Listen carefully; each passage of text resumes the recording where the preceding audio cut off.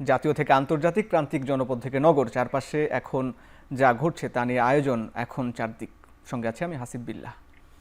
সেনাপ্রধান জেনারেল ওয়াকারুজ্জামান বলেছেন, গণহত্যা ও অপরাধের সঙ্গে যারা জড়িত অবশ্যই তাদের বিচার করতে হবে। তবে পুলিশ, র্যাব, ডিজিএফআই, এনএসআই এর মতো বাহিনীকে আন্ডারমাইন করে আইন শৃঙ্খলা রক্ষা করা সম্ভব নয়।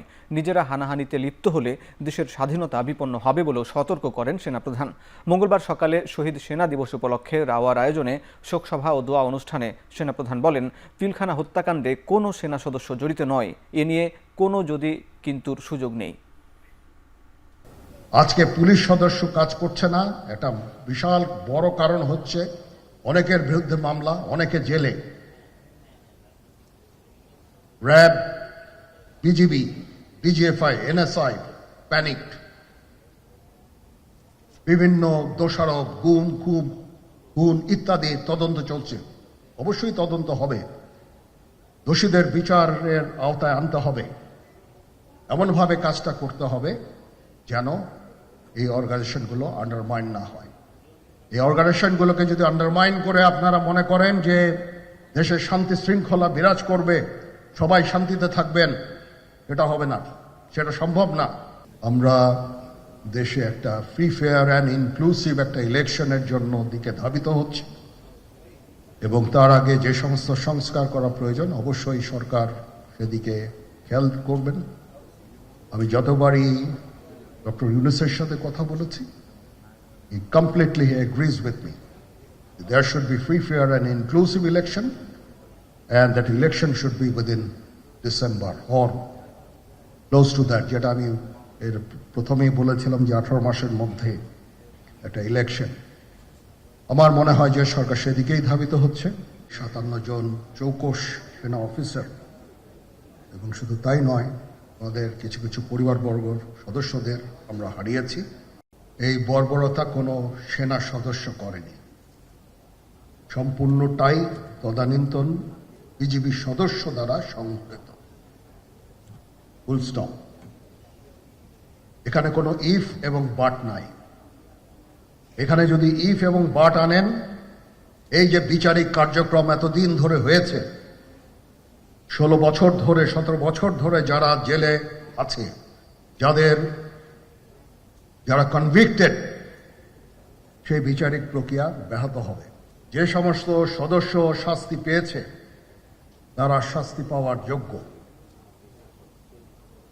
এখানে কোনো রাজনৈতিক নেতৃবৃন্দ এর মধ্যে উপস্থিত ছিল কিনা, ইনভলভ ছিল কিনা, বাইরের কোনো শক্তি এর মধ্যে ইনভলভ ছিল কিনা, সেটার জন্য কমিশন করা হয়েছে। কমিশনের চেয়ারম্যান এখানে আছেন, উনি এটা বের করবেন এবং আপনাদের জানাবেন। এদিকে 16 বছর আগে পিলখানায় সেনা সদস্যদের হত্যাকাণ্ডের দিনকে এবার ভিন্ন আবহে স্মরণ করা হয় জাতীয় শহীদ সেনা দিবস হিসেবে। দিবসের শুরুতে মঙ্গলবার ঢাকার বনানী সামরিক কবরস্থানে নিহত সেনা সদস্যদের প্রতি শ্রদ্ধা জানানো হয়। মঙ্গলবার সকাল 9টায় রাষ্ট্রপতি ও প্রধান উপদেষ্টার পক্ষ থেকে শহীদদের প্রতি শ্রদ্ধা নিবেদন করা হয়। স্বরাষ্ট্র উপদেষ্টা, সেনা, নৌ ও বিমান বাহিনী প্রধান নিজ নিজ বাহিনীর পক্ষ থেকে পুষ্পস্তবক অর্পণ করেন। এরপর শহীদদের নিকটাত্মীয় ও স্বজনরা ফুল দিয়ে শ্রদ্ধা জানান। পরে শহীদদের স্মরণে আয়োজিত দোয়া মাহফিলে অংশ নেন অতিথিরা।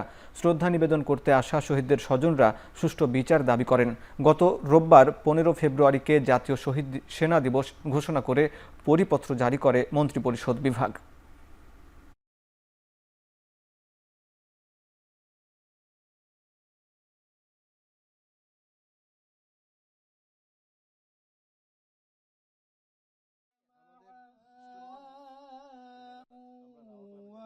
কিন্তু তোমরা বুঝতে পারো না।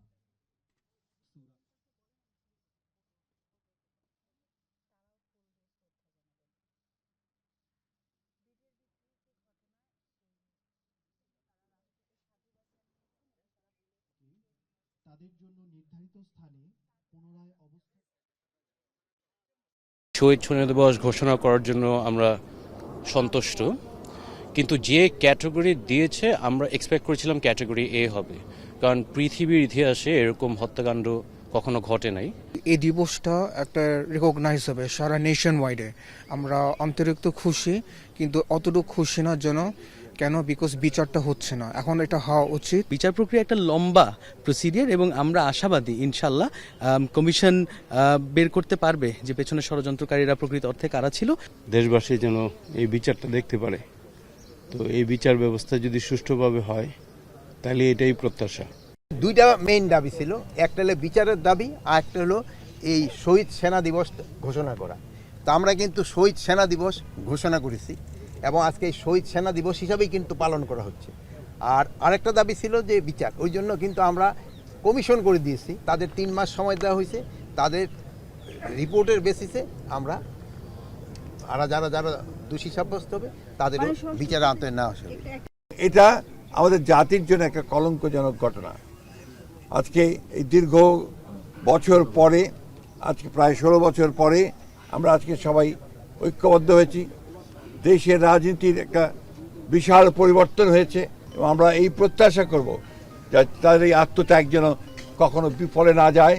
আমরা যেন সত্যিকার অর্থেই একটা স্বাধীন সার্বভৌম দেশ হিসেবে আমরা যেন মাথা উঁচু করে দাঁড়াতে পারি। নতুন রাজনৈতিক দলে যোগ দিতে উপদেষ্টা পরিষদ থেকে পদত্যাগ করেছেন নাহিদ ইসলাম।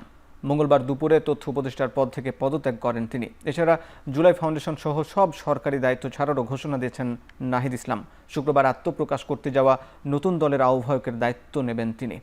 মঙ্গলবার দুপুর 1টার দিকে রাষ্ট্রীয় অতিথি ভবন যমুনায় জরুরি বৈঠক করে উপদেষ্টা পরিষদের সদস্যরা। এটি ছিল নাহিদ ইসলামের শেষ বৈঠক। সেখানে বিদায়ী কথা বলে অন্তর্বর্তী সরকার থেকে পদত্যাগ করেন নাহিদ ইসলাম। পরে 2:45টার দিকে যমুনার সামনে গণমাধ্যমের মুখোমুখি হন তিনি। জানান, গণঅভ্যুত্থানের বাস্তবতায় উপদেষ্টা হিসাবে দায়িত্ব নেওয়া যৌক্তিক মনে হয়েছিল। এখন দেশের চলমান পরিস্থিতিতে ছাত্র জনতার রাজনৈতিক শক্তির সাথে রাজপথে থাকা প্রয়োজন বলে মনে করেন তিনি।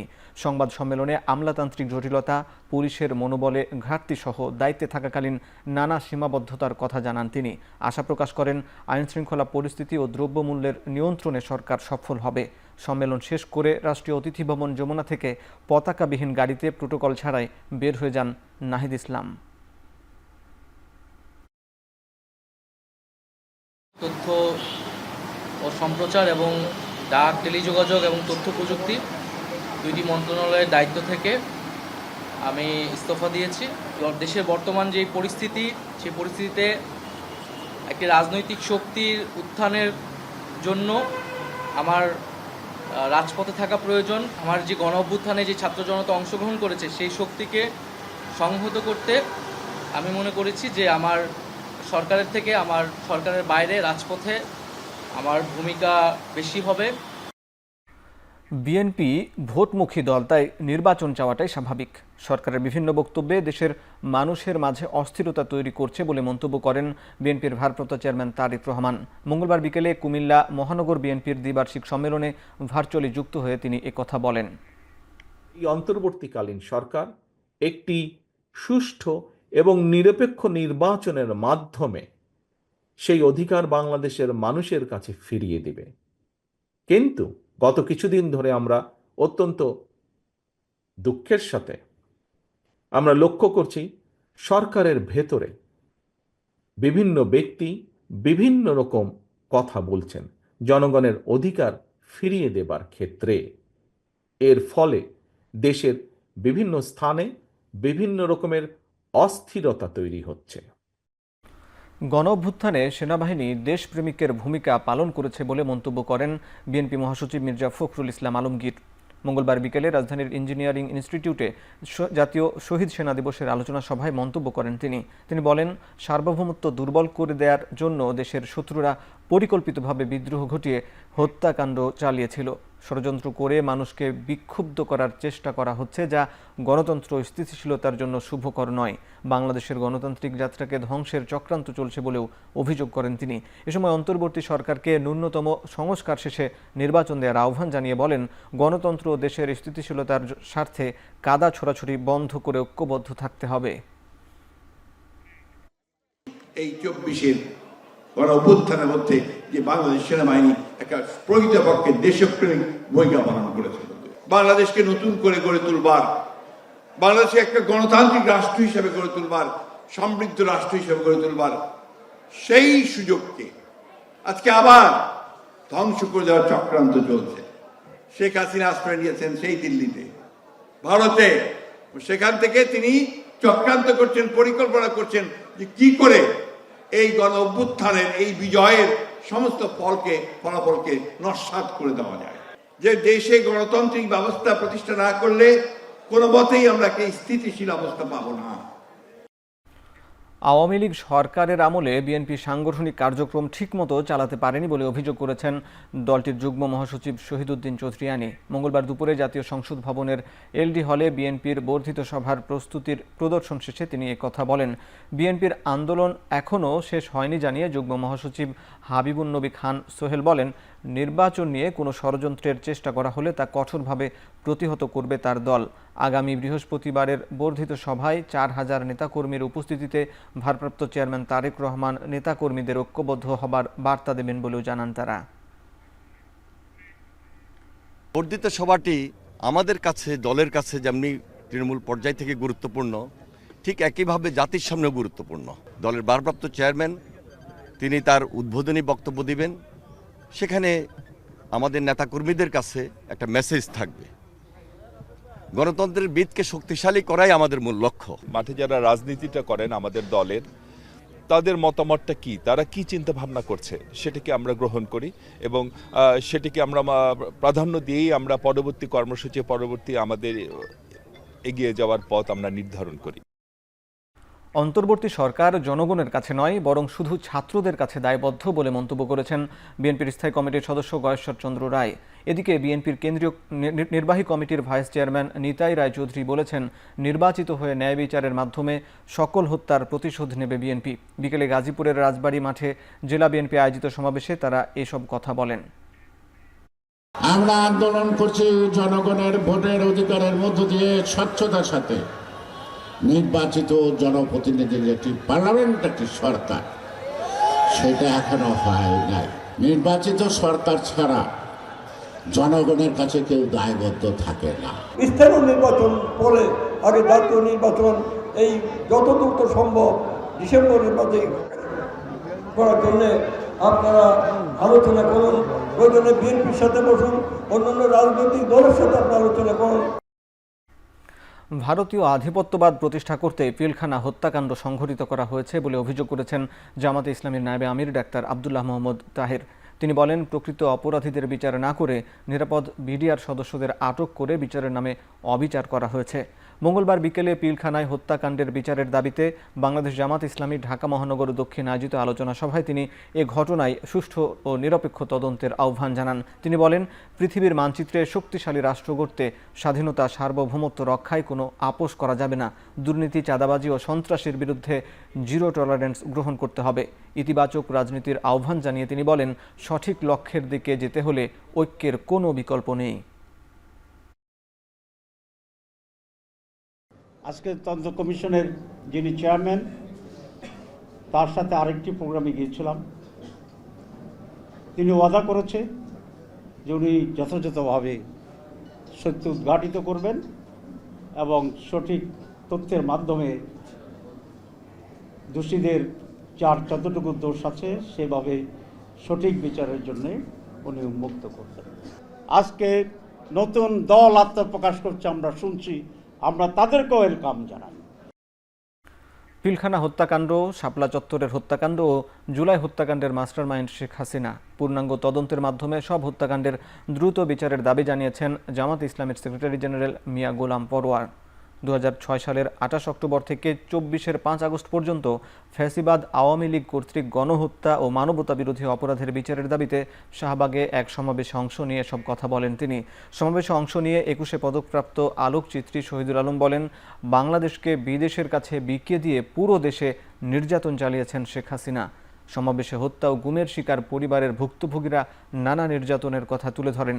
এ সময় আওয়ামী লীগের সন্ত্রাসী কর্মকাণ্ড, পিলখানা হত্যাকাণ্ড ও জুলাই হত্যাকাণ্ডের বিচার দাবি করেন তারা। বিভিন্ন মহল থেকে হাসিনাকে রক্ষা করার জন্য, সেই খুনির মাস্টারমাইন্ডকে রাজনীতিতে অ্যাডজাস্ট করার জন্য, নিজের পদ পদবীকে রক্ষা করার জন্য, অথবা কখনো তার আমলে নুন খেয়েছেন তার গুণ গেয়ে কৃতজ্ঞতা প্রকাশের জন্য তাকে আড়াল করে পিলখানা হত্যাকাণ্ডকে আপনারা যেভাবে বিভ্রান্তির দুম্বরজাল সৃষ্টি করেছেন। আমরা আজকের এই সভামঞ্চ থেকে সেই কর্তৃপক্ষের প্রতি তীব্র নিন্দা জানাই। জামাতের সাবেক ভারপ্রাপ্ত সেক্রেটারি জেনারেল এটিএম আজহারুল ইসলামের মৃত্যুদণ্ডের রায় থেকে খালাস চেয়ে রিভিউ আবেদনের ওপর প্রথম দিনের শুনানি শেষ। রিভিউ আবেদন সরাসরি গ্রহণ করা হবে নাকি লিভ টু আপিল করতে হবে তার উপরও আদেশ কাল বুধবার সকালে জামায়াতের সাবেক ভারপ্রাপ্ত সেক্রেটারি জেনারেল এটিএম আজহারুল ইসলামের রিভিউ শুনানিতে সুপ্রিম কোর্টে উপস্থিত হন জামাতের বিভিন্ন পর্যায়ের নেতাকর্মীরা। প্রধান বিচারপতি সৈয়দ রেফাত আহমেদের নেতৃত্বে 5 বিচারপতির আপিল বেঞ্চে এটিএম আজহারুল ইসলামের মৃত্যুদণ্ডের বিরুদ্ধে শুনানি হয়। শুনানিতে আইনজীবীরা বলেন, আন্তর্জাতিক আইন মেনে তার বিচার করা হয়নি। এ সময় আদালত তার মুক্তির দাবিতে করা যুক্তিগুলো সরাসরি গ্রহণ করতে পারবে, লিভ টু আপিল করতে হবে কিনা সে বিষয়ে প্রশ্ন তোলেন।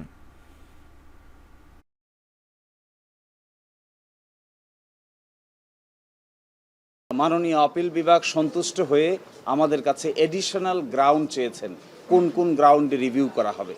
তার জন্য আমরা 60টি গ্রাউন্ড তৈরি করা হয়েছিল আগেই।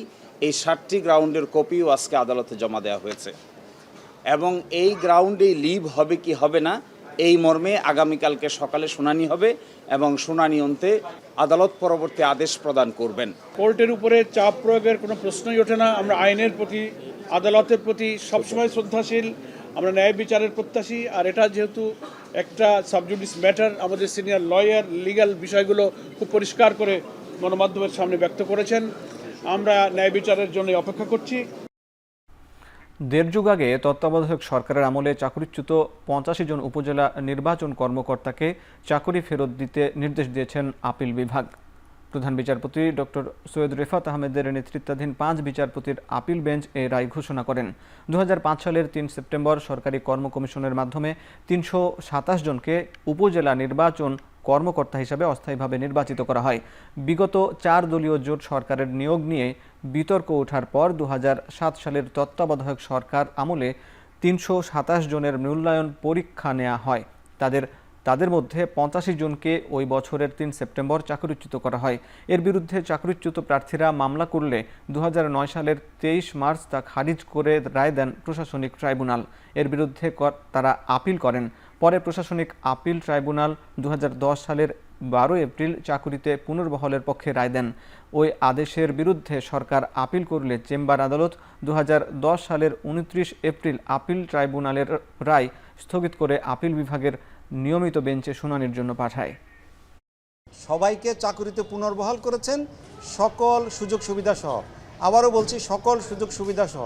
শুধু যেই সময়টা ওনারা কর্মরত ছিলেন না সেই সময়টা লিভ, এই সময়টাকে বলা হবে extraordinary leave, but with pay, যেহেতু সব বেনিফিট দিয়েছেন।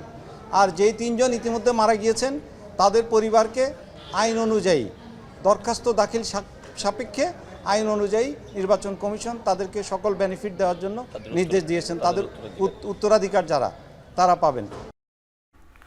ঢাকা থেকে রাজশাহীগামী চলন্ত বাসে ধর্ষণের ঘটনাটি সঠিক নয় বলে জানিয়েছে স্বরাষ্ট্র মন্ত্রণালয়। সোমবার এক বিবৃতিতে জানানো হয়, টাঙ্গাইলের পুলিশ সুপার থেকে প্রাপ্ত সংক্রান্ত ভিডিও ক্লিপে বাসটির এক নারী যাত্রীর বক্তব্য বিশ্লেষণ করে এ তথ্য নিশ্চিত হয়েছেন তারা। এক মহিলা আমাকে দেখছে, আমি ধর্ষণ হয়েছি। আসলে ও দেখলো কেমন করে অন্ধকারের মধ্যে। আমি একটা নারী হিসেবে, ওই একটা নারী হয়ে আমার একটা কলঙ্ক তুললো, একটা আমার উপরে দোষ ছিল, এটা তো উচিত না ওই মহিলার। যেটা ছড়াচ্ছে, যে এই মিডিয়া থেকে এটার কথাটা আসছে, সেই মিডিয়া তো একবার আসা দরকার ছিল আমার কাছে, যে ঘটনাটা সত্যি ঘটছে কিনা সেটাও তারা জানলো না, অযথা একটা ছড়াই দিল, এটা তো ঠিক না। টাঙ্গাইলে চলন্ত বাসে ডাকাতি ও শ্লীলতাহানির ঘটনায় মূল হোতা আলমগীরকে 6 দিন ও তার ছোট ভাই রাজীবকে 5 দিনের রিমান্ড মঞ্জুর করেছে আদালত। বিকেলে সিনিয়র জুডিশিয়াল ম্যাজিস্ট্রেট মির্জাপুর আমলি থাকার বিচারক রুমি খাতুন রিমান্ড মঞ্জুর করেন। এর আগে মঙ্গলবার ভোরে নেত্রকোনার পূর্বধলা থেকে আলমগীর ও আশুলিয়া থেকে রাজীব হোসেনকে গ্রেফতার করে গোয়েন্দা পুলিশের একটি দল। এ সময় তাদের দেয়া তথ্যের ভিত্তিতে অভিযান চালিয়ে উদ্ধার করা হয় 10টি মুঠোফোন সহ লুট হওয়া স্বর্ণালংকার। পরে তাদের টাঙ্গাইল জুডিশিয়াল ম্যাজিস্ট্রেট আদালতে হাজির করে আলমগীরকে 7 দিন এবং রাজীবকে 5 দিনের রিমান্ড আবেদন করলে এ আদেশ দেন আদালত। গত 17 ফেব্রুয়ারি রাতে ঢাকার গাবতলী থেকে রাজশাহীর উদ্দেশ্যে ছেড়ে যাওয়া চলন্ত বাসে অস্ত্রের মুখে যাত্রীদের জিম্মি ও মারধর করে ডাকাতরা। এ সময় নারী যাত্রীদের শ্লীলতা হানির ঘটনা ঘটে। এ ঘটনায় বাসের এক যাত্রী মামলা করেন। মামলায় এখন পর্যন্ত মোট 5 জনকে গ্রেফতার করা হয়েছে।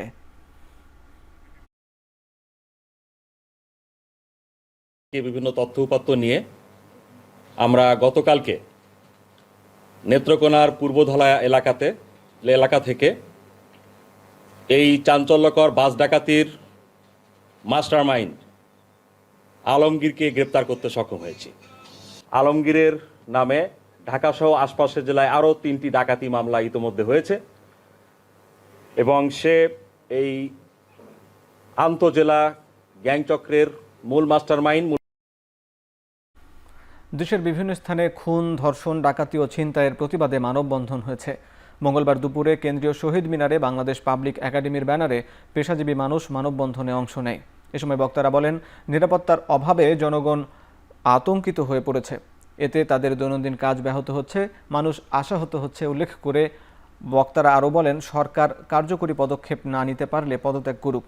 অন্তর্বর্তী সরকার নানা সংস্কার নিয়ে ব্যস্ত থাকলেও আইন শৃঙ্খলার নজর নেই বলে মন্তব্য করেন নাগরিকরা। নির্দিষ্ট সংস্কারের পাশাপাশি খুনি, সন্ত্রাসী ও ধর্ষকদের আইনের আওতায় আনার আহ্বান জানায় আতঙ্কিত নাগরিকবৃন্দ। আমরা রাষ্ট্রের কাছে দাবি করি নিরাপত্তা। রাষ্ট্র আমাদের সেই নিরাপত্তা দিতে ব্যর্থ হচ্ছে। আজকে 7 মাস ধরে আমরা দেখে যাচ্ছি কিন্তু সেভাবে আমরা কার্যকরী কোনো স্টেপ কেউ নিচ্ছে দেখছি না। ধর্ষক, খুনি, ছিনতাইকারী বাইরে ঘুরে বেড়াচ্ছে, তারা যাতে জেলের ভিতরে থাকে, তাদেরকে গ্রেপ্তার করুন, তাদেরকে বিচারের আওতায় আনুন, মানুষকে নিরাপত্তা দিন, মানুষকে নিশ্চিন্ত করুন। সারা দেশে ধর্ষণ ও নারীদের হেনস্থার প্রতিবাদে উত্তাল জনপদ। নারীকে নির্যাতন ও সন্ত্রাসের বিরুদ্ধে সারা দেশে মানববন্ধন ও বিক্ষোভ কর্মসূচি পালন করেছেন শিক্ষার্থী সহ বিভিন্ন শ্রেণী পেশার মানুষ। ব্রাহ্মণবাড়িয়ায় বিক্ষোভ মিছিল ও সমাবেশ করেছেন শিক্ষার্থীরা। বেলা 11টায় ব্রাহ্মণবাড়িয়া সরকারি কলেজের সামনে থেকে সাধারণ শিক্ষার্থীদের ব্যানারে বিক্ষোভ মিছিলটি স্থানীয় প্রেস ক্লাবের চত্বরে এসে শেষ হয়। পরে সেখানে সমাবেশে অনুষ্ঠিত হয়। এতে বৈষম্যবিরোধী ছাত্র আন্দোলনের নেতৃবৃন্দ সহ বিভিন্ন কলেজের শিক্ষার্থীরা অংশ নেন। বিভিন্ন দাবিতে বক্তাদের কণ্ঠে ছিল ক্ষোভ। এদিকে ধর্ষকের শাস্তি হবে প্রকাশ্যে, এমন দাবি নিয়ে বগুড়ায় 7 মাথায় বিক্ষোভ মিছিল করে সাধারণ শিক্ষার্থীরা। কর্মক্ষেত্র থেকে শুরু করে সবখানে নারীর নিরাপত্তা নিশ্চিতে কার্যকর পদক্ষেপের দাবি তাদের। দ্রুত বিচার ও শাস্তির দাবি ও প্রশাসনের ব্যর্থতায় স্বরাষ্ট্র উপদেষ্টার পদত্যাগও দাবি জানান তারা।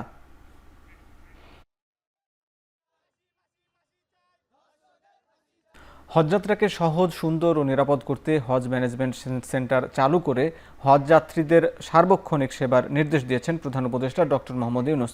মঙ্গলবার বিকেলে প্রধান উপদেষ্টার বাসভবন যমুনায় হজ ব্যবস্থাপনা সংক্রান্ত জাতীয় কমিটির সভায় এ নির্দেশ দেন তিনি। সভায় প্রধান উপদেষ্টা বলেন, কোনো হজযাত্রীও যেন কোনো ধরনের ভোগান্তির শিকার না হন, সে প্রচেষ্টা থাকতে হবে। দেশের সকল এজেন্সিগুলোর দায়িত্ব কী হবে সেটা সুস্পষ্টভাবে লিপিবদ্ধ করে বুকলেট আকারে ও অনলাইনে প্রকাশ করতে হবে। এবছর সরকারি ব্যবস্থাপনায় 5,200 জন এবং বেসরকারি ব্যবস্থাপনায় 81,900 জন হজের জন্য নিবন্ধন করেছেন। এবছর সরকারি খরচে কাউকে হজে না পাঠানোর সিদ্ধান্ত নিয়েছে সরকার।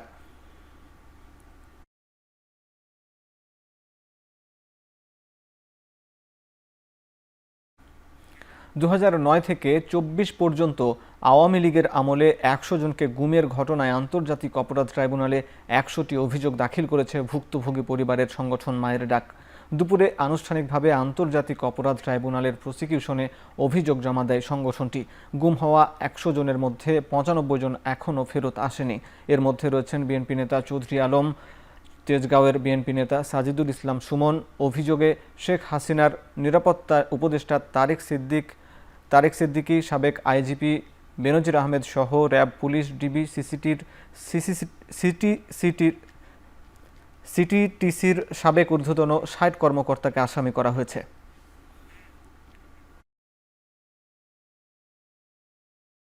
ভিকটিম ফ্যামিলিগুলো জানতে পারেনি যে এই মানুষগুলোর সাথে কি করা হয়েছে।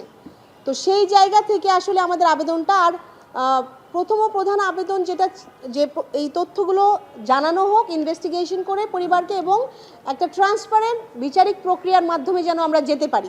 আমরা আজকে যে অভিযোগগুলো দায়ের করেছি, আমরা এক্সপেক্ট করব দ্রুততম সময়ের মধ্যে এগুলো ইনভেস্টিগেশন হবে প্রপার ঘটনার আদলে প্রপার লোককে আসামি করে ফর্মাল চার্জ দায়ের করা হবে। আমরা আমাদের পক্ষ থেকে যতটুকু ইনভেস্টিগেট করেছি নিজেদের সামর্থ্য অনুযায়ী তার সফট কপি এবং হার্ড কপি দুটোই আমরা ট্রাইব্যুনালের সামনেও ইনভেস্টিগেশন এজেন্সির সামনে আমরা জমা দিয়েছি। চট্টগ্রামের বারিক বিল্ডিং এলাকায় অভিযান চালিয়ে 2 ছিনতাইকারীকে আটক করেছে পুলিশ। অভিযানে ছিনতাইকারীর হামলায় আহত হয়েছে 2 পুলিশ সদস্য। বারিক বিল্ডিং এলাকায় একদল ছিনতাইকারী প্রস্তুতি নিচ্ছে এমন খবরে অভিযান শুরু করে পুলিশ। এ সময় টাকা ভাগ করে নিয়ে নিজেদের মধ্যে মারামারিতে জড়ায় ছিনতাইকারীরা। পরে জুয়েল ও তারেক নামে ছিনতাইকারীর দলের 2 জনকে আটক করা হলেও পালিয়ে যায় বেশ কয়েকজন। এ সময় ছিনতাই কাজে ব্যবহৃত বেশ কিছু দেশীয় অস্ত্র ও লুট হওয়া টাকা উদ্ধার করে পুলিশ। তবে ধরতে গেলে ছিনতাইকারীদের হামলায় আহত হয় ডবলমুরিং থানার 2 উপপরিদর্শক।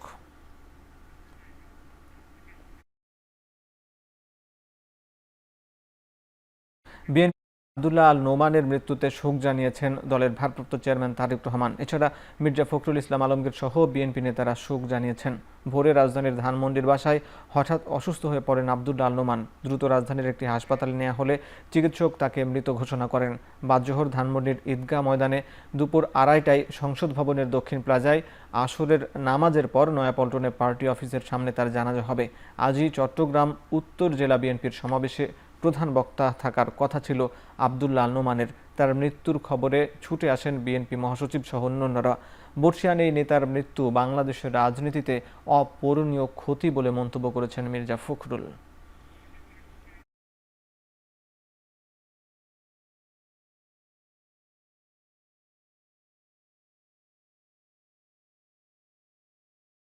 তার মতো এই অভিজ্ঞ রাজনীতিবিদের খুবই প্রয়োজন ছিল এই মুহূর্তে বেঁচে থাকার।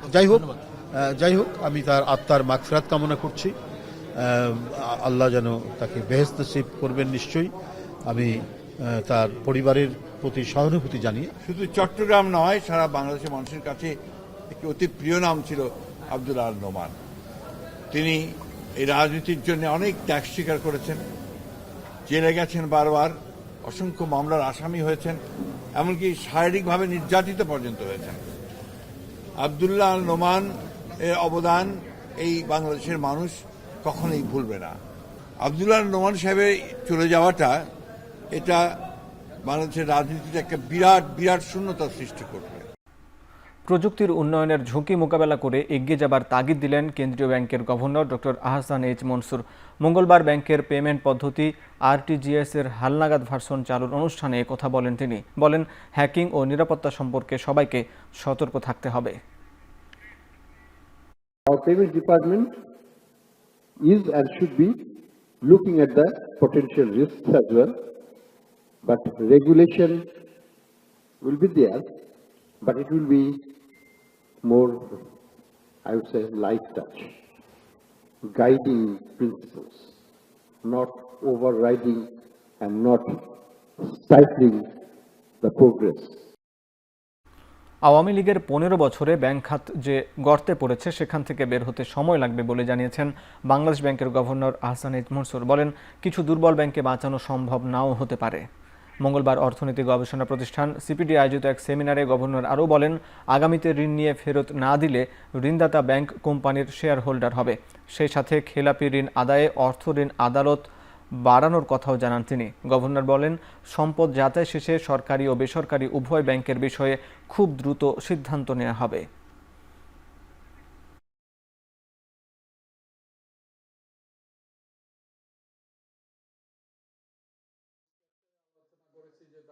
ব্যাংকের যে লোন কন্ট্রাক্ট, সেই কন্ট্রাক্টের মধ্যে এমন কিছু প্রভিশন করে দেওয়া যাতে ব্যাংকগুলোর এই মোর নেগোশিয়েটিং পাওয়ার থাকে এবং কন্ট্রোলিং স্টেক তারা নিয়ে নিতে পারে যদি কোনো ক্ষেত্রে ডিফল্টিং কোম্পানি মানে বড়োইং কোম্পানি যদি ডিফল্ট করে ফেলে।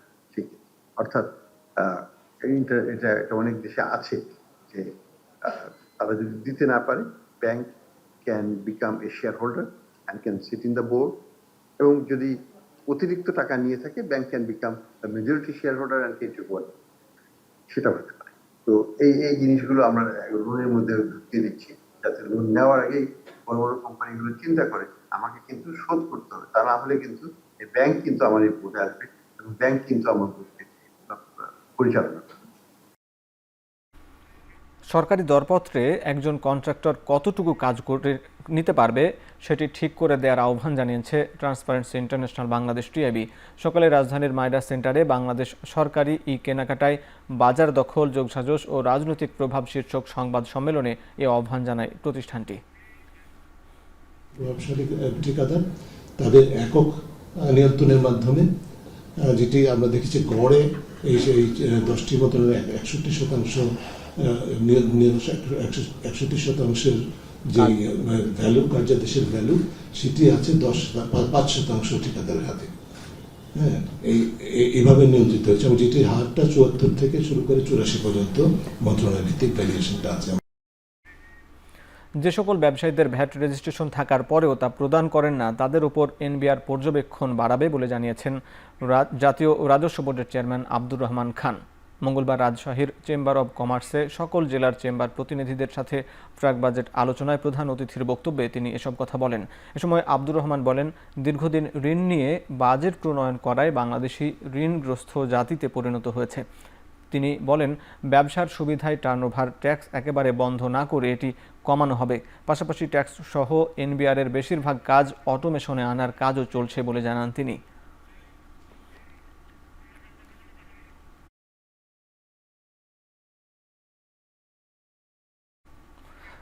দুদকে সরকারি কর্মকর্তাদের প্রাধান্য থাকলেও আমলাদের দুর্নীতির বিচার হবে না বলে মন্তব্য করেছে দুর্নীতি বিরোধী জাতীয় সমন্বয় কমিটি। মঙ্গলবার দুপুরে বেবিচক, গণপূর্ত, প্রবাসী কল্যাণ ও পানি সম্পদ মন্ত্রণালয়ের বেশ কয়েকজন আমলার বিরুদ্ধে দুদকের চেয়ারম্যান বরাবর একটি দুর্নীতি প্রতিবেদন জমা দেয় দুর্নীতি বিরোধী জাতীয় সমন্বয় কমিটি। এ সময় তারা দুদকের 2 কর্মকর্তার বিরুদ্ধে 80 কোটি টাকা ঘুষ নিয়ে বেবিচক এবং গণপূর্তের 2 কর্মকর্তাকে ছেড়ে দেওয়ার অভিযোগ তোলেন। বলেন, দুদকে আমলাদের প্রাধান্য থাকলে তাদের দুর্নীতির বিচার হবে না, তাই এসব সরকারি প্রতিষ্ঠানে সুষ্ঠু তদন্ত ও চেয়ারম্যান বরাবর আমলাদের আধিক্য কমানোর আহ্বান জানান তারা।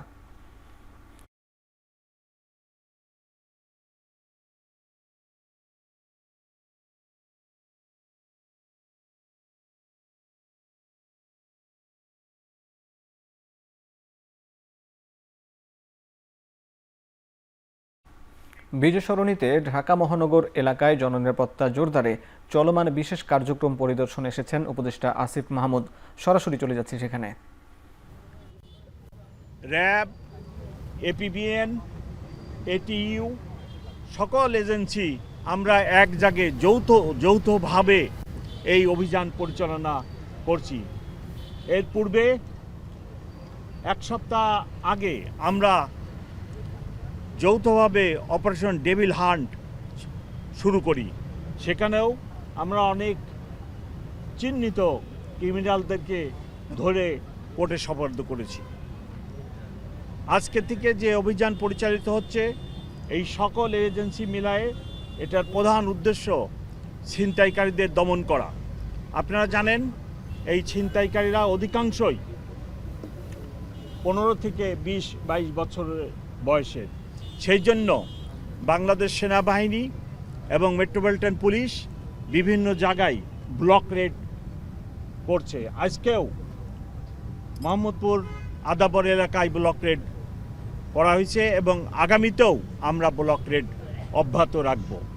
আমরা চিহ্নিত সন্ত্রাসীদের তালিকা করে সেই তালিকা মোতাবেক আমাদের অভিযান পরিচালনা করছি। এক্ষেত্রে কোনোভাবেই ভুল বোঝাবুঝির সুযোগ নেই যে আমরা যে কোনো মানুষকে অ্যারেস্ট করে থানায় নিয়ে কোর্টে সোপর্দ করতেছি। আমাদের চিহ্নিত ছিনতাইকারী আছে, আমরা তাদেরকেই শুধু অ্যারেস্ট করব।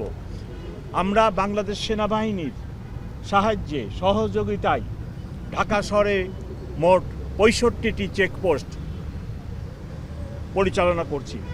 তার একটি এখানে এই চেকপোস্টগুলি আমরা স্থাপন করে চিহ্নিত বা সন্দিগ্ধ মোটরসাইকেল এবং অন্যান্য গাড়ি যারা ব্যবহার করে ছিনতাই করে তাদেরকে অনুসন্ধান চেক করতেছি এবং একটা ব্যালেন্স যাতে এই ছিনতাইকারীরা ধরা পড়ে সেই লক্ষ্যে কাজ করে যাচ্ছি। আমার সাথে বাংলাদেশ আর্মির কর্নেল সাহেব আছেন এবং আমার ডাইনে র্যাবের সিও সাহেবও আছেন। আজকেও বাংলাদেশ আর্মি এবং র্যাব মিলায়ে আপনার মোহাম্মদপুরের কি নাম ঢাকা উদ্যান আদাবর থেকে চিহ্নিত সন্ত্রাসী টঙ্গাবাবু, তাকেও অ্যারেস্ট করা হয়েছে, মোহাম্মদপুর থানায় আছে। এর আগে আমরা কবজি কাটা আনোয়ার, তাকেও অ্যারেস্ট করছি। র্যাব এবং আর্মি, বাংলাদেশ আর্মির সহযোগিতায় তাদেরকেও আমরা অ্যারেস্ট করছি। এরকম চিহ্নিত যেসব সন্ত্রাসী আছে তাদেরকে আমরা এই অভিযানের মাধ্যমে আটক করব। তবে সকল ক্ষেত্রেই ঢাকাবাসীর সাহায্য সহযোগিতা এবং আপনাদের সাহায্য সহযোগিতা একান্তই কাম্য। এখন আমি অনুরোধ করব আমার বামে বাংলাদেশ আর্মির যিনি অফিসার আছেন এবং প্রশ্ন ছিল, সেটা হচ্ছে যে আপনারা ওনারা বলুক, পরে প্রশ্নের উত্তর দিচ্ছি। ওনাদের যদি কোনো পয়েন্ট থাকে ওনারা দুজন বলুক, তারপরে আপনাদের প্রশ্নের উত্তর দিব। এবং আমাদের দুজন মাননীয় উপদেষ্টা আমার পিছনে অপেক্ষা করতেছেন, ওনারাও এক দুইটা কথা বলবেন, বলে শেষ করবেন। Thank you.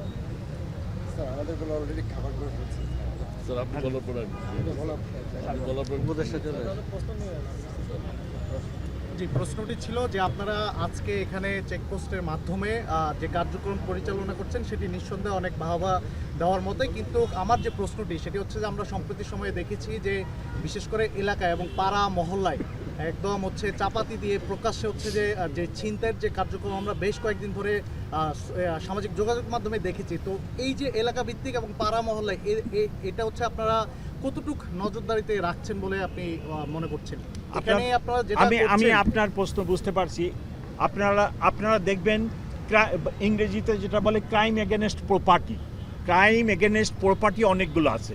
ডাকাতি হয়, রাহাজানি হয়, এটা হয়, সেটা হয়, চুরি হয়, বাগলারি হয়। তবে ঢাকা শহরে ক্রাইম এগেনস্ট প্রপার্টির ভিতরে সবচেয়ে সহজ যেটা ছিনতাই করা। কারণ হলো একটা চাপাতি আর দুইজনে বা তিনজনে মিলে এত অলি গলির ভিতরে সে এটা চাপাতিটা ধরে ছিনতাই করে ফেলে, কিন্তু ডাকাতির সংখ্যা নাই, অন্যান্য বাগলারির সংখ্যা নাই। কারণ ক্রাইম এগেনস্ট প্রপার্টি বা এই যে মাদকাসক্ত এই সব ছেলে পেলে এরা সহসাই একজন থেকে এই কাজটা করতে পারে, যার ফলে সমস্ত ক্রিমিনালদের এখন কাজ হচ্ছে ছিনতাইয়ে নিয়োজিত হওয়া। তবে পরিস্থিতি গত 2-3 দিন বা একটু খারাপ, তার আগে প্রায় মাসখানেক ছিনতাইয়ের ঘটনা খুবই কম ছিল। আরেকটা বিষয় আমাদের এখন মনে রাখতে হবে, আমরা মিডিয়ার যুগে বাস করি। এখন একটি ঘটনা এখানে হলে 5 মিনিটের ভিতরে এটা সোশ্যাল মিডিয়াতে ভাইরাল হয়ে যায়। এই শহরে আমার দীর্ঘদিনের চাকরি, আমি এখন যেখানে দাঁড়াচ্ছি ঢাকা মেট্রোপলিটনের আগে তখন বলতো ডিসি ওয়েস্ট, যেটা এখন আপনার তেজগাঁও অফিস, এইখানে আমি 2 বছর ডিসি ছিলাম। তখনও অপরাধ হতো, অপরাধ যে কখনো ছিল না তা তো না। বিএমপি বস্তি ছিল, আপনারা পুনরায় সবাই জানেন, সেখানে মাদকের আড্ডাখানা ছিল, ছিনতাইকারী ছিল, তখনও অপরাধ হতো। কিন্তু তখন যেহেতু মিডিয়া এত অ্যাডভান্স ছিল না, সেই জন্য এত প্রচারণাটা হতো না। কিন্তু এখন একটা ঘটনা হওয়ার সাথে সাথে একজনে ভিডিও করে। ইভেন আগে যে একটা অপরাধ হলে 10টা লোক সামনে আগে এসে প্রতিরোধের চেষ্টা করতো, এখন সেটা না করে উল্টা পকেট থেকে মোবাইল বের করে উনি ওইটা ভিডিওতে ব্যস্ত থাকে। ওই লোকটা যে বিপদে পড়ছে আমরা আগায় যাব এটা না করে ভিডিও করে। তা আমি এই জন্য সকলকে অনুরোধ করি যে আসেন সবাই প্রতিরোধ গড়ে তুলি, এবং একটা লোক বিপদগ্রস্ত হলে আমরা সবাই আগায় যাই, সবাই আগায় যেয়ে প্রতিরোধ করি। আপনারা জানেন স্বল্প সংখ্যক পুলিশ, স্বল্প সংখ্যক বাংলাদেশ আর্মির সদস্য নিয়োজিত, র্যাব, এটিউ, এত জনবহুল একটা শহর, 2-2.5 কোটি লোক বাস করে, এখানে সবাইকেই অবদান রাখতে হবে এবং সবাইকেই আমাদের কাজ করতে হবে সমাজকে অপরাধমুক্ত রাখার জন্য। আমি আশা করি যে এটা গত 3-4 দিনে যে একটু ভাইরাল 2-1টি ঘটনায়, পার্টিকুলারলি আপনার বনশ্রীর ঘটনাটা একটু বেশি ভাইরাল হয়েছে এবং ঘটনাটাও খারাপ, শুটিং হয়েছে, শুটিং করে ছিনতাইয়ের ঘটনা এটাই ইদানিংকালের ভিতরে প্রথম। তা আমরা আশা করি আমরাও আগামীকালই ইনশাল্লাহ এটার একটা ভালো খবর দেবো, ভালো কাজ হচ্ছে, হোপফুলি কালকে ওটা ডিটেকশন হয়ে যাবে ইনশাল্লাহ। এবং সবার কাছে অনুরোধ, ঢাকাবাসীর সবার কাছে অনুরোধ, আসেন সম্মিলিতভাবে আমরা এই ধরনের অপরাধ, এই যে এটাকে ইংরেজিতে বলে স্ট্রিট অফেন্স, হ্যাঁ, পেটি স্ট্রিট অফেন্স। এটা পৃথিবীর তৃতীয় বিশ্বের অনেক দেশেই হয়। সম্মিলিতভাবে যদি আমরা চেষ্টা করি এই অফেন্স থেকে আমরা বের হয়ে আসতে পারবো। মাননীয় কমিশনার, আপনি বলছেন ঢাকাবাসীকে সম্মিলিতভাবে সহযোগিতা করতে। আজকে সন্ধ্যার সময় রাত্রেবেলা একটা ঘটনা ঘটেছে, আইন নিজের হাতে তুলে নেওয়া হয়েছে। ছিনতাইকারীর সন্দেহে 2 জনকে পেটানো হয়েছে, ঝুলিয়ে পেটানো হয়েছে। এতে সাধারণ মানুষ সে আইন নিজের হাতে তুলে নিচ্ছে, ঘটনা কিন্তু বাড়ছে। তো এই বিষয়টা নিয়ে আপনাদের কি মন্তব্য? আমি কোনোভাবেই ঢাকাবাসীকে আইন হাতে উঠায় নিতে বলতেছি না। আমি যেটা মিন করতেছি সম্মিলিতভাবে একটা প্রতিরোধ সৃষ্টি করি, এবং আমাদের যে ল এনফোর্সিং এজেন্সির বিভিন্ন এজেন্সির লোক আমরা আছি, রাস্তায় কাজ করতেছি। আপনি কতদূর গেলে এখান থেকে এই যে লেকপাড়ে গেলেই দেখবেন যে 2 জন পুলিশ, তার একটু পরে আগে যাই আমি এক্ষুনি দেখে আসলাম হাতের বাম পাশে 2 জন আনসার। এই কতক্ষণ পরপরই আপনি ল এনফোর্সিং এজেন্সির কাউকে না কাউকে পাবেন। আপনারা তাদেরকে হাতে তুলে দেন, আমরা আইনগতভাবে তাদেরকে কোর্টে সোপর্দ করি। আপনারা নিজেরা কেউ বা ঢাকাবাসী যেন আইন হাতে উঠে নেয় নাই। আর একটা 2টা প্রশ্ন।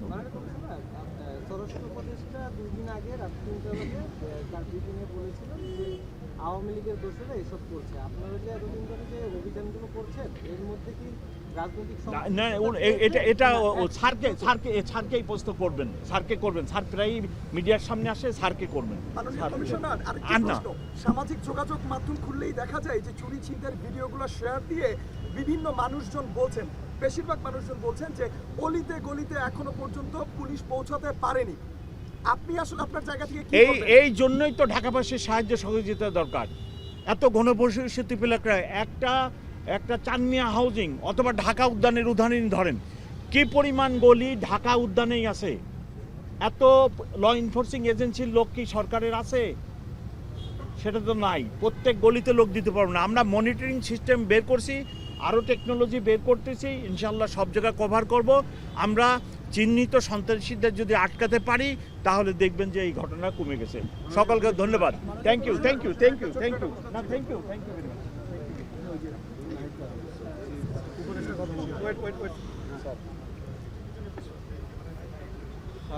আপনাদেরকে ধন্যবাদ প্রায় মধ্যরাতে এখানে আসার জন্য। আপনারা জানেন সাম্প্রতিক সময়ে আইনশৃঙ্খলা নিয়ে জনগণের মধ্যে এক ধরনের শঙ্কা তৈরি হয়েছে, এবং আপনারা জানেন জুলাই গণঅভ্যুত্থানের পরবর্তীতে আমাদের ল এনফোর্সিং এজেন্সির মোরাল এখন পর্যন্ত আগের অবস্থায় পৌঁছায়নি। এটা একটি দীর্ঘমেয়াদী প্রক্রিয়া। আমরা এই তাদের ল এনফোর্সিং এজেন্সিকে ঠিক করার জন্য নতুন নিয়োগ থেকে শুরু করে ট্রেনিং এবং এই বিষয়গুলোর প্রক্রিয়ার মধ্যে আছে। আশা করি এর ফলাফল পাওয়া যাবে।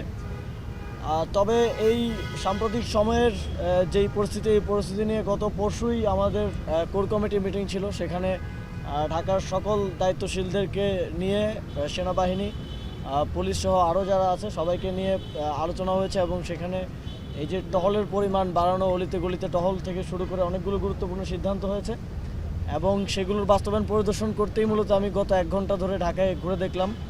এবং প্রত্যেকটা মোড়ে মোড়ে পুলিশের টহল গাড়ি আছে, পুলিশের উপস্থিতি আছে, অন্যান্য ল এনফোর্সিং এজেন্সিদের উপস্থিতি আছে। আশা করি যেই পরিস্থিতি তৈরি হয়েছিল, জনমনে যে আতঙ্ক তৈরি হয়েছিল, সেটা খুব দ্রুত সেটা থেকে উত্তরণ করা সম্ভব হবে। এবং অভিযান চলছে যেই জায়গাগুলোতে বেশি ছিনতাইয়ের মতো ঘটনা ঘটে কিংবা যারা ঘটায় চিহ্নিত যারা আছে তাদেরকে আটক করার মাধ্যমে পরিস্থিতি নিয়ন্ত্রণে আনার চেষ্টা চলছে। আশা করি খুব দ্রুত সময়ের মধ্যে এটা নিয়ন্ত্রণে চলে আসবে। আপনারা যদি একটা জিনিস দেখেন যে অগাস্ট সেপ্টেম্বরে বড় ধরনের অপরাধ, অর্থাৎ হত্যা থেকে শুরু করে বড় ধরনের যে অপরাধগুলো ছিল সেটার পরিমাণ কিন্তু সিগনিফিকেন্টলি রিডিউস হয়েছে। ডাকাতি, হত্যা সিগনিফিকেন্টলি রিডিউস হয়েছে। তবে ছোট ধরনের অপরাধ যেমন ছিনতাইয়ের মতো ঘটনাগুলো ইদানিং একটু বাড়ছে। আমরা এটাকেও সরকার অ্যাড্রেস করছে, এটাকেও আমাদের ল এনফোর্সিং এজেন্সিস অ্যাড্রেস করছে। আশা করি খুব দ্রুতই সুফল পাওয়া যাবে এবং এই ধরনের ঘটনা যথাসম্ভব কমে আসবে। আপনি কোনো সোসাইটি কিংবা কোনো দেশ পাবেন না যেখানে অপরাধ হয় না। অপরাধ থাকবে, তবে সেটাকে যথাসম্ভব নিয়ন্ত্রণের মধ্যে রাখা, সেটা যেন জনমনে আতঙ্ক তৈরি না করে, প্যানিক সৃষ্টি না করে, সেটা দেখাটা সরকারের দায়িত্ব। মাননীয় উপদেষ্টা, একটা প্রশ্ন। আপনাদের মধ্যে অনেক সমন্বয়ক সহ দেশের মানুষের একটা প্রশ্ন ছিল যে আপনি যেহেতু ছাত্র জনতার প্রতিনিধি, আপনি সেই হিসাবে পরিদর্শনে আসতেই পারেন, তবে আজকের এই পরিদর্শনটা কি স্বরাষ্ট্র উপদেষ্টার হতে পারত কিনা, এবং সমন্বয়ক সহ শিক্ষার্থীরাও বলছেন যে যেখানে স্বরাষ্ট্র উপদেষ্টার এই জিনিসটা করা দরকার সেখানে অন্যরা কেন করছেন, তিনি কেন মাঠে নেই? হ্যাঁ, স্বরাষ্ট্র উপদেষ্টাও আমার জানা মতে করছেন, তিনিও পরিদর্শন করছেন, কিন্তু তিনি ততটা মিডিয়ার সামনে আসেন একটু কম। তবে তিনি পরিদর্শন করছেন আমার জানা মতে, তিনি এবং তার টিম প্রতি রাতেই বের হচ্ছেন, দেখছেন যে টহল ঠিকমতো হচ্ছে কিনা। সবসময় প্রচার না হলেই যে সরকার কাজ করছে না তা না, সরকার কাজ করছে, তবে সেটা হয়তো ঠিকভাবে প্রচারটা হচ্ছে না। কোনো ঘটনা ভাইরাল হলেই আপনি কি মনে করেন যে এখন যে এই ধরনের অপরাধগুলো হচ্ছে, বিগত সময়ে তো এত অপরাধ হয়নি, তাহলে এই অপরাধের পিছনে কি আসলে অন্য কোনো উদ্দেশ্য আছে, নাকি এটা ন্যাচারাল কোনো ব্যাপার? আমরা একটু স্ট্যাটিস্টিক্সটা যদি দেখি তাহলে আসল নাম্বারটা হয়তো আমরা বলতে পারবো। তবে যেটা হয় যে একটা ঘটনা ভাইরাল হলে কিংবা এটাকে কেন্দ্র করে এক ধরনের প্যানিক সৃষ্টি হয়ে যায়। প্যানিক সৃষ্টি হলে মনে হয় যে অনেক বেশি হয়তো অপরাধ হচ্ছে। তবে আমাদের সবসময় স্ট্যাটিস্টিক্সের উপর নির্ভর করা উচিত। আপনারা সাংবাদিকতা কারণ আপনাদের কাছেও আছে, আমাদের ল এনফোর্সিং এজেন্সিদের কাছেও আছে, অভিযোগ কী পরিমাণ পড়তেছে, কী ধরনের অপরাধ হচ্ছে, এটার গ্রাফটা কেমন, এগুলো দেখলে আসলে প্রকৃত চিত্রটা পাওয়া যায়।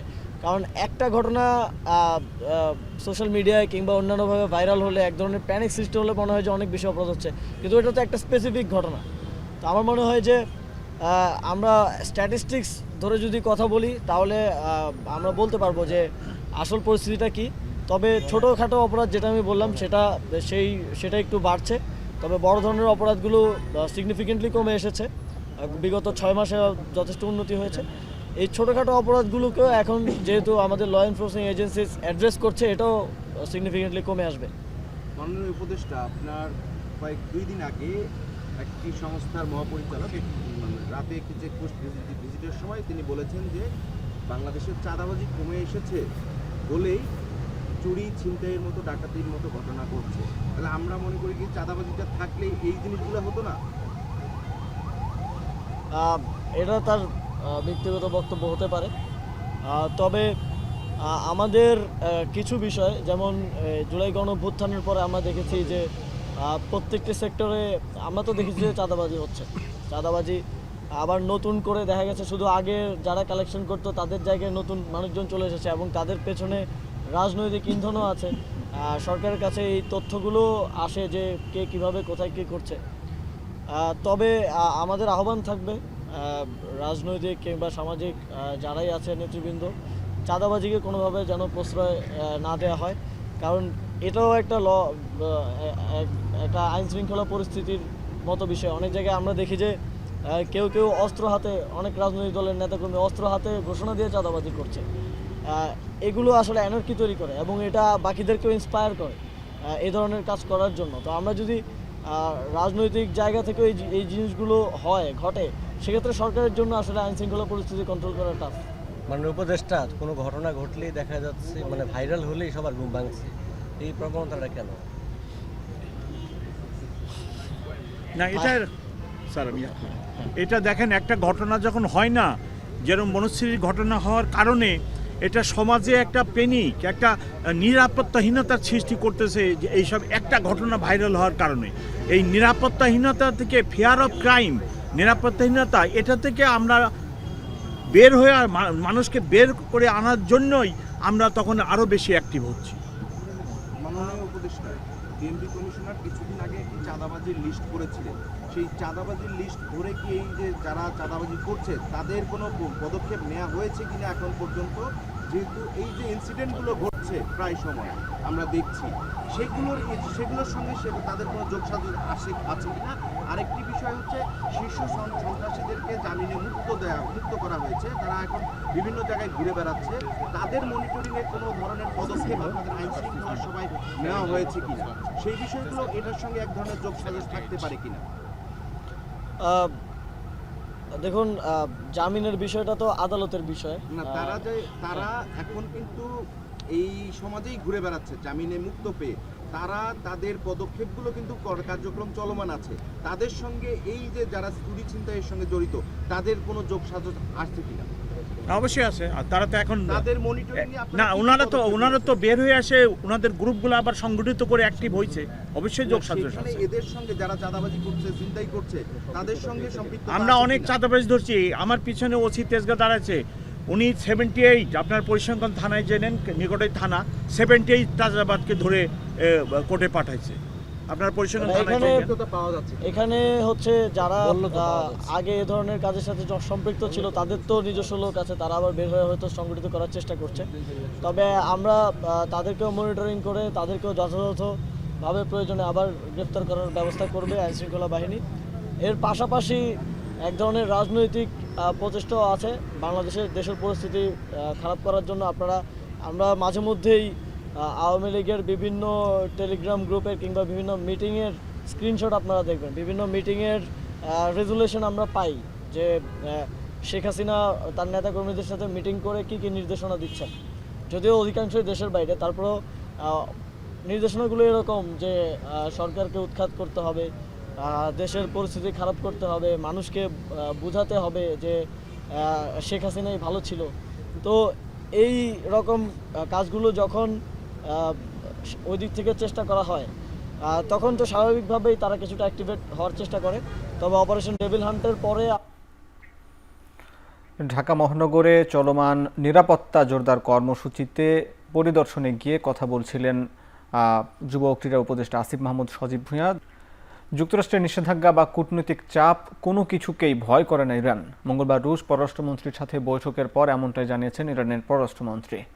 এছাড়া ইরানের পরমাণু সক্ষমতা নিয়ে আলোচনা বসতে মস্কো এখনও প্রস্তুত বলে মন্তব্য করেছেন রুশ পররাষ্ট্রমন্ত্রী সের্গেই ল্যাভরভ। এর আগে সোমবার ইরানের জ্বালানি তেলের বাজার ধ্বংস করতে তেহরানের উপর নতুন কয়েকটি নিষেধাজ্ঞা আরোপ করেছেন ট্রাম্প। ঠিক তারপরেই দিন মঙ্গলবার ইরানে একদিনের সফরকালে দেশটির পররাষ্ট্রমন্ত্রীর সাথে দ্বিপক্ষীয় নানা বিষয় নিয়ে আলোচনায় বসেন ল্যাভরভ। অবরুদ্ধ গাজা উপত্যকায় অস্ত্রবিরতি অকার্যকর করতে উদ্দেশ্যপ্রণোদিত নাশকতা চালাচ্ছেন ইসরায়েলি প্রধানমন্ত্রী বেনিয়ামিন নেতানিয়াহুর বিরুদ্ধে এই অভিযোগ হামাস নেতা বাসেম নাইমের। সোমবার কাতার ভিত্তিক সংবাদ মাধ্যম আল জাজিরাকে দেয়া সাক্ষাৎকারে তিনি বলেন, নেতানিয়াহু যুদ্ধে ফেরার পরিবেশ তৈরি করছেন। জানান, ইসরায়েলে কারাবন্দী যে 620 ফিলিস্তিনিকে গত শনিবার মুক্তি দেওয়ার কথা ছিল, তাদের ফেরত না পাওয়া পর্যন্ত ইসরায়েলের সাথে আর আলোচনায় বসবে না গাজার শাসক দল। গাজায় গেল এক মাসের অস্ত্রবিরতির মধ্যে কয়েক দফায় জিম্মি ও ফিলিস্তিনি বন্দি বিনিময় করেছে ইসরায়েল ও হামাস। ফিফা আন্তর্জাতিক প্রীতি ম্যাচে সংযুক্ত আরব আমিরাতের বিপক্ষে মাঠে নামবে বাংলাদেশ নারী ফুটবল দল। বাংলাদেশ সময় ম্যাচটি শুরু হবে বুধবার রাত 9টায়। ম্যাচ দুটি খেলতে মঙ্গলবার 9:30টায় আমিরাতে পৌঁছেছে আফিদা শাহেদরা। আরব আমিরাতের বিপক্ষে বাংলাদেশ নারী ফুটবল দল দুটি প্রীতি ম্যাচ খেলবে। 26 ফেব্রুয়ারি এবং 2 মার্চ ম্যাচ দুটি আয়োজিত হবে। প্রথমটি ফিফা আন্তর্জাতিক প্রীতি ম্যাচ হলেও দ্বিতীয়টি উইন্ডোর বাইরে পড়ায় শুধুই প্রীতি ম্যাচ। সফরে জায়গা হয়নি সাফজয়ী দলের 18 জন বিদ্রোহী ফুটবলারের। শেষ করছি এখন চারদিক। সাথে থাকার জন্য ধন্যবাদ।